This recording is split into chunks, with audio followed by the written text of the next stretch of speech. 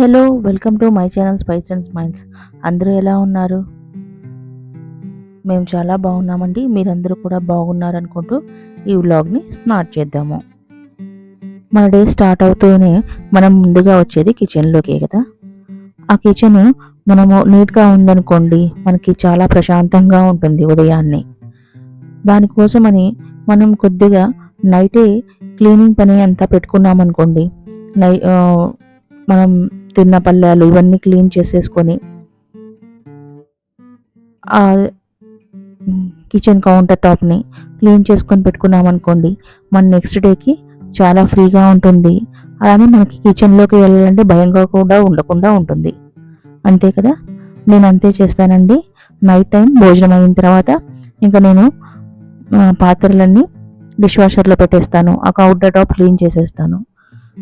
ఇంకా light of వేసేసి ఇంకా కిచెన్లో నుంచి బయటకు వచ్చేస్తాను. ఇలా చేసుకున్నాం అనుకోండి, మనం నెక్స్ట్ డే మార్నింగ్ పీస్ఫుల్గా లెగుస్తాము. మన ఆడవాళ్ళకి అంతే ఉంటుంది కదా, ఉదయం లెగుతుంటూనే ఏం కూరలు ఏంటి అన్నీ మన మైండ్లో తిరుగుతూ ఉంటాయి. సో మనకి ముందుగా ఈ కిచెన్ అనేది కొద్దిగా క్లీన్గా ఉందనుకోండి, ప్రశాంతంగా ఆ రోజు కుకింగ్ని స్టార్ట్ చేసుకోవచ్చు. అంతే కదా. ఇక్కడ నేనేం చేస్తున్నానంటే, మా బ్రేక్ఫాస్ట్ కానీ ఇడ్లీ చేశానండి. ఆ తర్వాత దానిలోకి సాంబార్ చేస్తున్నాను. సాంబార్లోకి కొద్దిగా కందిపప్పుని ఉడకపెట్టుకున్నాను. దానిలోని టొమాటో, ఆనియన్, పచ్చిమిర్చి, సొరకాయ ముక్కలు ఇవన్నీ వేసేసి కొద్దిగా సాంబార్ పౌడరు, అలానే చింతపండు రసము పోసేసి ఒక 3 విజిల్స్ పెట్టాను. నేను సాంబార్ పౌడర్ అవుట్ సైడ్ది కొనిందే వాడతానండి.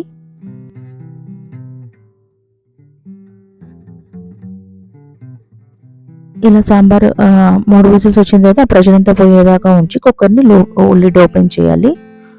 ఓపెన్ చేసిన తర్వాత కొద్దిగా సాల్ట్ మిక్స్ చేయండి. సాల్ట్ మిక్స్ చేసి ఇంకా దానికి పోపు వేసేయండి. పోపు వేసేటప్పుడు వెల్లుల్లిపాయి, పోపు గింజలు, కొద్దిగా ఇంగువ యాడ్ చేసి కరివేపాకు వేయండి. సాంబారు మంచి టేస్ట్ వస్తుంది. అలానే ఈ పోపు అంతటిని సాంబార్లో మిక్స్ చేసేసేయండి. మిక్స్ చేసి ఒక 5 మినిట్స్ బాగా మరగనివ్వండి. అలా మరుగుతూ ఉన్నప్పుడు ఒక చిన్న బెల్లం ముక్కను వేసేయండి సాంబార్లో. సాంబార్ ఈ పులుపు అంతా బ్యాలెన్స్ అవుతుంది. సాంబార్ మంచి టేస్టీగా ఉంటుంది. ఇడ్లీ సాంబార్ మంచి కాంబినేషన్ కదా. నేను ఇడ్లీ చేసినప్పుడు ఒక్కొక్క రోజు వెజిటేబుల్ చట్నీ చేస్తాను, లేదంటే పల్లీ చట్నీ, ఒక్కొక్క రోజు సాంబారు. సాంబార్ కూడా మా ఇంట్లో బాగా ఇష్టంగా తింటారండి ఇడ్లీలోకి. మార్నింగ్ టైం ఎక్కువ పని అనుకోకుండా ఈ సాంబార్ పెట్టేసుకున్నాం అనుకోండి, ఆఫ్టర్నూన్ మనకి లంచ్లో కూడా వస్తుంది. సాంబార్ అలా మరుగుతూ ఉంటే మంచి స్మెల్ వచ్చిందండి ఇల్లంతా. ఇంకా నేను ఇడ్లీని డిమోల్డ్ చేసేసి సాంబార్ వేసి సర్వ్ చేసి ఇచ్చేసాను. మాకు బ్రేక్ఫాస్ట్గా సాంబార్ ఇడ్లీ తిన్నాము. మీరు బ్రేక్ఫాస్ట్ ఏం చేశారో తప్పకుండా నాతో కామెంట్ రూపంలో షేర్ చేయండి.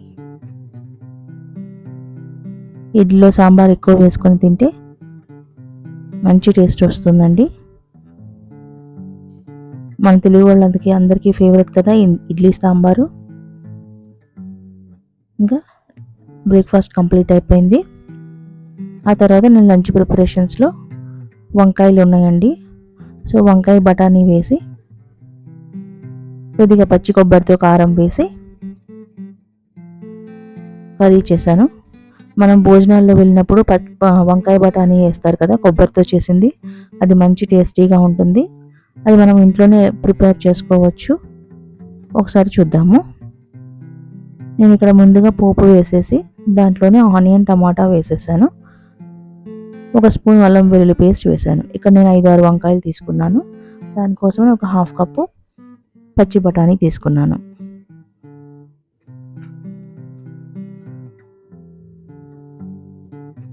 పోపు ఇలా వేగిన తర్వాత అల్లం వెల్లుల్లి పేస్ట్ వేయండి.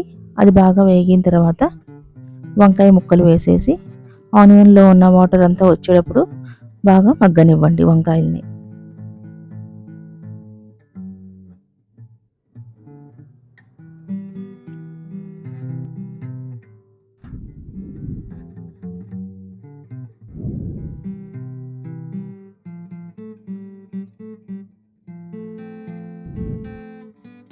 ఈ వంకాయలు బాగా వాటర్ వచ్చి మగ్గిన తర్వాత కావాలంటే ఒక హాఫ్ గ్లాస్ వాటర్ మిక్స్ చేయండి.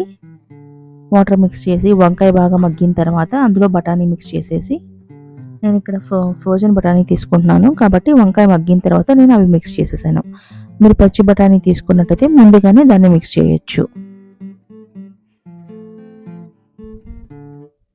సో మిక్స్ చేసిన తర్వాత ఫైనల్గా నేను ఇక్కడ పచ్చి కొబ్బరి, వెల్లుల్లిపాయలు, కారము, ధనియాల పౌడరు, జీరా పౌడర్ ఇవన్నీ మిక్సీ చేసుకున్నానండి. ఆ మిక్సీ చేసి ఆ పౌడర్ని ఇలా దీనిలో మిక్స్ చేస్తున్నాను. ఇలా చేయడం వల్ల కర్రీ మంచి టేస్ట్ వస్తుంది.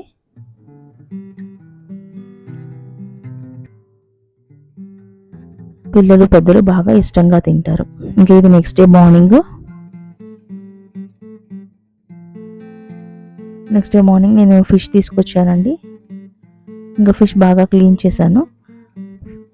ఫిష్ క్లీన్ చేసేటప్పుడు మధ్యలో బ్లాక్గా ఉంటుంది కదా, దాన్ని తీసేస్తే చేదిపోతుంది. అది తీసేసిన తర్వాత కొద్దిగా పెరుగు, ఉప్పు వేసి మిక్స్ చేసి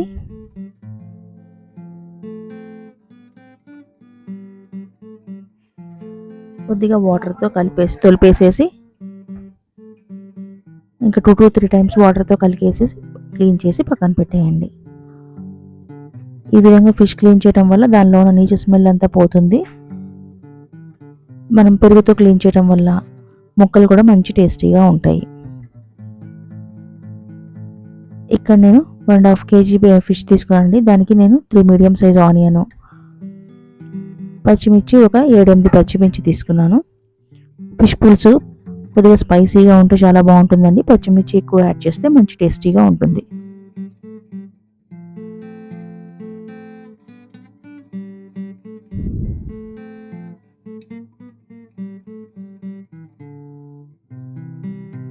కొద్దిగా నేను చింతపండు తీసుకొని దాన్ని నానబెట్టి పక్కన పెట్టుకున్నాను.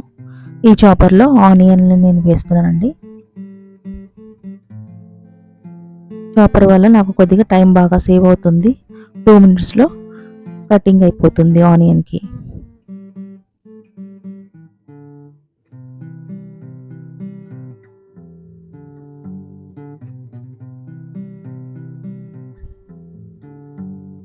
ఆనియన్, పచ్చిమిర్చి కట్ చేసుకున్న తర్వాత నేను స్టవ్ మీద ఆయిల్ గిన్నె పెట్టుకొని దాని ఆయిల్లో బాగా వేడెక్కిన తర్వాత ఆనియన్ వేసేసాను. అది 2 minutes మగ్గిన తర్వాత పచ్చిమిర్చి వేసాను.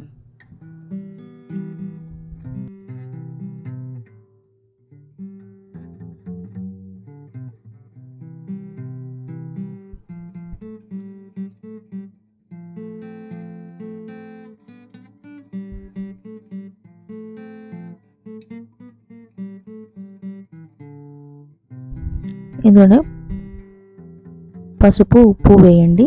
ఆనియన్ బాగా వేగనివ్వండి. దానిలోనే 1.5 స్పూను అల్లం వెల్లుల్లి పేస్ట్ వేసి అది బాగా మగ్గిన తర్వాత ఇంకా చేప ముక్కలు వేసేసేయండి. వేసేసి బాగా మూత పెట్టి కొద్దిగా అటు ఇటు తిప్పండి. గంటతో తిప్పితే చేప ముక్కలు నలిగిపోతాయి కాబట్టి మూత పెట్టి క్లాత్తో గిన్నె పట్టుకొని కొద్దిగా అటు ఇటు తిప్పండి. అలా లో ఫ్లేమ్లో ఒక 10 minutes, ఒక 5 minutes మగ్గనివ్వండి. ఆయిల్లో బాగా ఫ్రై అవుతాయి. ఆ తర్వాత ఒక 1.5 స్పూన్ కారం వేసేసి కొద్దిగా చింతపండు పులుసు వేయండి. ఇంకా స్టవ్ని హై ఫ్లేమ్లో పెట్టేసేసి ఒక 10 to 12 minutes బాగా మరగనివ్వండి మీడియం ఫ్లేమ్లో. ముక్కలు మరిగిపోతాయండి. చేపలు మగ్గడానికి ఎక్కువ టైం పట్టదు. ఒక 12 minutesలో మగ్గిపోతాయి. ఇంకా ఫైనల్గా నేను ఇక్కడ కొద్దిగా ఫిష్ కర్రీ మసాలా యాడ్ చేస్తున్నాను. ఒక 5 స్పూన్స్ ఫిష్ కర్రీ మసాలా తీసుకొని దాన్ని యాడ్ చేసేసేయండి.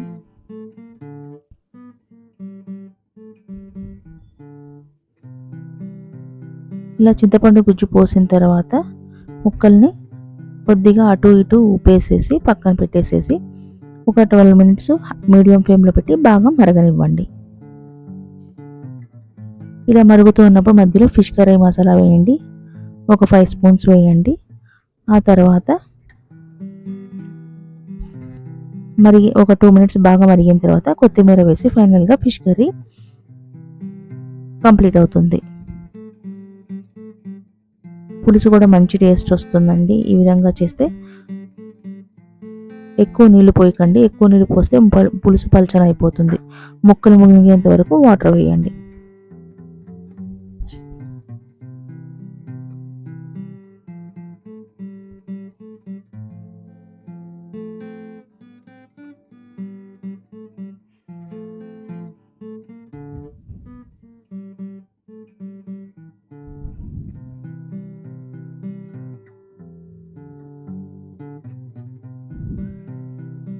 ఫిష్ కర్రీ అన్నంలో తింటే చాలా బాగుంటుందండి. ఇది ఉదయాన్నే చేసి పెట్టేసుకొని ఒక ఆఫ్టర్నూన్ కల్లా బాగా చల్లారిపోయి మంచి టేస్ట్ వస్తుంది. అప్పుడు తింటే టేస్ట్ చాలా బాగుంటుంది. మీరు ఫిష్ పులుసుని ఏ విధంగా చేస్తారో అది తప్పకుండా షేర్ చేయండి. మీరు ఈ విధంగానే చేస్తారా? మీరు ఏ విధంగా చేస్తారో తప్పకుండా నాతో కామెంట్ రూపంలో షేర్ చేయండి.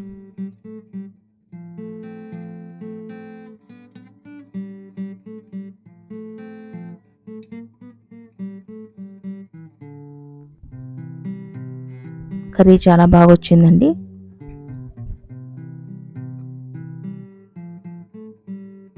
అందరం బాగా ఇష్టంగా తిన్నాము.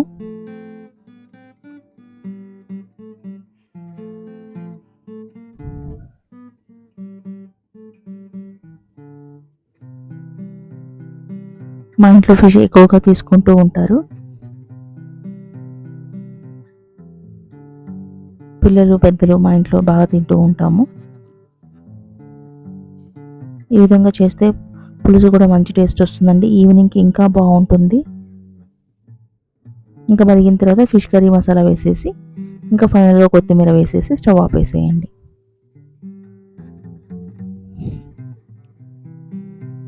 ఇంకా ఆ రోజు లంచ్గా మాది ఫిష్ కర్రీ కంప్లీట్ అయ్యిందండి.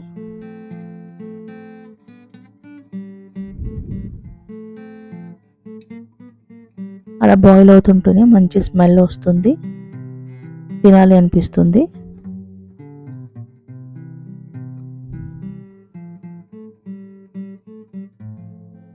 ఫిష్ కర్రీ ఒక్కొక్క ఏరియాలో ఒక్కొక్క విధంగా చేస్తూ ఉంటారు. ఇది సింపుల్గా అయిపోయే క్విక్గా అయిపోయే రెసిపీ అండి. మనం కొత్తగా నేర్చుకునే వాళ్ళం కూడా ఈజీగా క్విక్గా చేసుకోవచ్చు. టేస్ట్ చాలా బాగుంటుంది. ఈసారి ఈ విధంగా ట్రై చేయండి.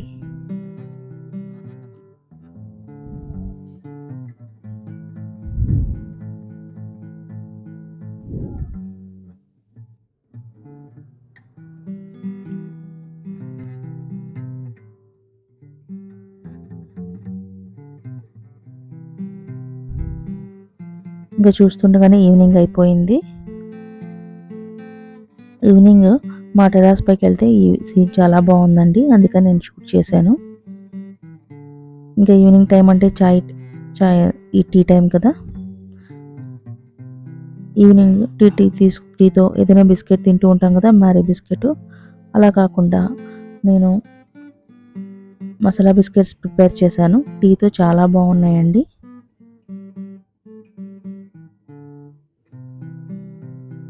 ఇలాచీ వేసి నేను ఇక్కడ టీ పెడుతున్నాను.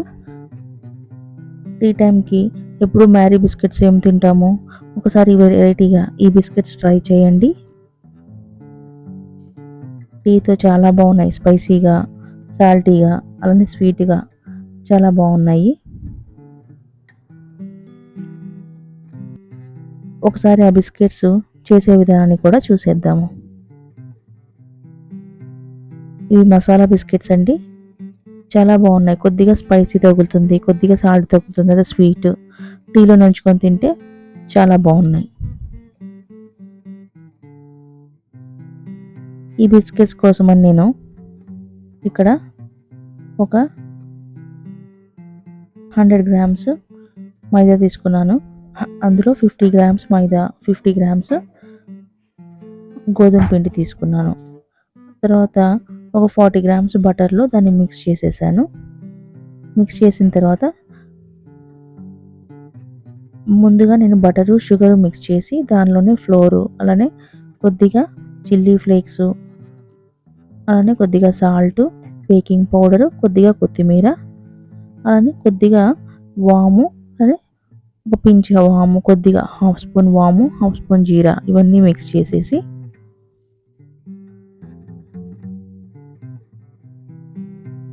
ఆ బటర్లోనే ఇవన్నీ మిక్స్ చేశాను. డౌన్ ఈ విధంగా పెట్టేసేసి ఒక కూలింగ్ ర్యాప్లో చుట్టేసేసి ఫ్రీజర్లో పెట్టేసేయండి. ఒక 3 to 4 అవర్స్ ఫ్రీజర్లో పెట్టేయండి. నేను ఈ మెజర్మెంట్స్ అన్నీ బోర్డు మీద వేస్తున్నాను. ఈ రెసిపీని ఈ మెజర్మెంట్స్తో చేస్తే చాలా బాగుంది. ఫ్రీజర్లో పెట్టిన తర్వాత ఒక 4 అవర్స్ తర్వాత ఫ్రీజర్లో తీసి ఇంకా బిస్కెట్స్ లాగా మనం కట్ చేసుకోవాలి. మనకి ఏ షేప్ కావాలంటే ఆ షేప్లో వీటిని కట్ చేసుకోవచ్చు. నేను ఇక్కడ రౌండ్ షేప్లో కట్ చేస్తున్నాను.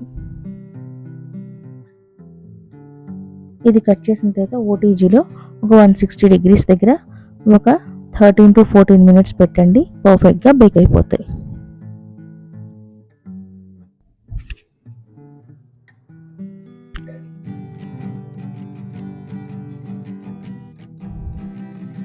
ఇవి టీలో నంచుకొని తింటే చాలా బాగున్నాయండి బిస్కెట్స్. దీని మీద కొద్దిగా నేను తెల్ల నువ్వులు, నల్ల నువ్వులు మిక్స్ చేసి దాన్ని కొద్దిగా స్ప్రింకిల్ చేశాను బేకింగ్కి ముందే. సో ఫైనల్గా ఆ చుట్టూ అంతా షేడ్ మారేంత వరకు బేక్ చేయండి. దానికోసమని నాకు ఒక 13 to 14 minutes పట్టింది. 160 degrees పెద్దగా పెట్టాను. ఈవినింగ్ స్నాక్ టైంకి మంచి ఇదిగా ఉంటాయండి. ఈవినింగ్ టీ టైంలో బిస్కెట్స్ తీసుకునే వాళ్ళకి ఇది మంచి రెసిపీ అండి. తప్పకుండా ట్రై చేయండి. ఈ వీడియో నచ్చి తప్పకుండా లైక్ చేయండి, షేర్ చేయండి. ఇలాంటి మంచి రెసిపీస్ కోసం మన ఛానల్ తప్పకుండా సబ్స్క్రైబ్ చేసుకోండి. ఇంకో మంచి వీడియోలో కలుద్దాం. ఉంటాను. బాయ్.